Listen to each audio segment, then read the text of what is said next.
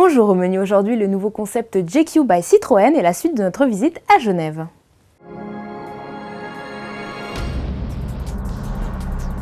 Une fois n'est pas coutume, cette semaine, on ne part pas en Suisse, mais en Grande-Bretagne pour découvrir la dernière création d'un constructeur français, le concept JQ by Citroën. La marque au chevron a décidé de relever le défi du magazine britannique en réalisant un véhicule selon un cahier des charges très précis et très haut de gamme. Voici donc le résultat. Dylan Jones, le rédacteur en chef de JQ, voulait un véhicule racé, discret mais élégant. Les formes arrondies du concept viennent adoucir ses flancs musclés et sa face avant imposante.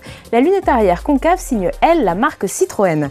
L'habitacle sombre, teinté de rouge, a été lui conçu par Patrick Grant, le directeur de Ethos, une des maisons situées sur Savile Row, la mecque londonienne des tailleurs pour hommes. Élégant, le JQ by Citroën est aussi écolo. L'hybride plug-in dispose d'un bloc électrique couplé à un bloc 4 cylindres 1,6 litre. Le concept abat ainsi le 0 à 100 en 4 secondes 5 pour seulement 80 g de CO2 par kilomètre, de quoi nous emmener tout confort jusqu'en Suisse. Allez, on repasse donc le channel pour retourner à la découverte du Salon de Genève. Salon où Mercedes donne également dans le concept upper class avec la F800 Style. Cette berline de 4,75 m de long sert de véhicule laboratoire design à Mercedes. Alors ligne fuyante, calandre massive proche de celle de la SLS AMG, le concept étonne avec ses portes coulissantes à l'arrière pour faciliter l'accès à l'habitacle grand luxe. La F800 Style embarque un V6 de 272 chevaux couplé à un bloc électrique de 109 chevaux. Résultat, seulement 68 g de CO2 par kilomètre. Chez Tata aussi, l'écologie trône en haut du cahier des charges. Après la Nano, l'an dernier, le constructeur indien revient en Suisse avec la Nano EV, la version électrique de la voiture la moins chère au monde. Mais une fois annoncée cette nouvelle, tout est dit ou presque. Tata n'a communiqué aucune donnée sur le moteur, on sait seulement que la batterie lithium-ion polymère de la Nano EV lui permet de parcourir 160 km et qu'elle abat le 0 à 60 km/h en 10 secondes.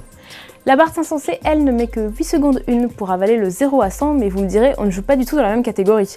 Le pot de yaourt sans couvercle prend une toute autre dimension sous le badge Scorpion. Bloc 1,4 Litre T-Jet 140 chevaux, capote électrique avec spoiler intégré et ligne colorée qui marque la carrosserie. La Dolce Vita à 205 km/h de pointe en somme. Le Nissan Juke joue lui sur le confort et l'originalité. Présenté en première mondiale, le petit frère du Qashqai rappelle l'Infiniti FX de profil et se reconnaît notamment par ses gros anti-brouillard ronds à l'avant. A noter la présence dans les motorisations d'un bloc 1,6 litre turbo de 190 chevaux, impressionnant sur le petit SUV. Seul ce bloc pourra être associé à la transmission intégrale et à la nouvelle boîte de vitesse CVT.